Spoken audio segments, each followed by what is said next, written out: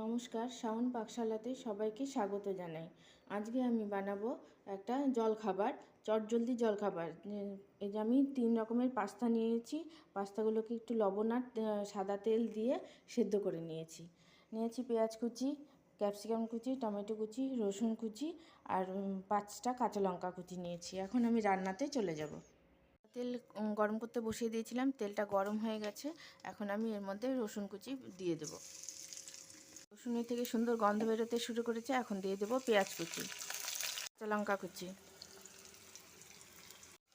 দিয়ে দিচ্ছি ক্যাপসিকাম কুচি, দিচ্ছি টমেটো কুচি, দিচ্ছি পরিমাণ মতো লবণ। আমি তো পাস্তাটা সিদ্ধ করার সময় লবণ দিয়েছিলাম, এখন সেজন্য অল্প করে লবণ দেবো। দিচ্ছি পরিমাণ মতো হলুদের গুঁড়ো, সামান্য জিরের গুঁড়ো, ধনের গুঁড়ো, দিচ্ছি ঝাল লঙ্কার গুঁড়ো, দিচ্ছি আমচুর পাউডার, দিচ্ছি কাশ্মীরি লাল মির্চ, সামান্য শাহি গরম মশলা।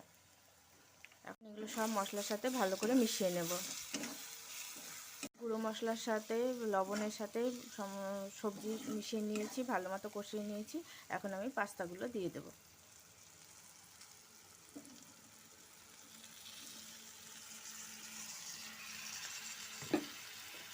দিয়ে দিচ্ছি সস, টমেটো সস।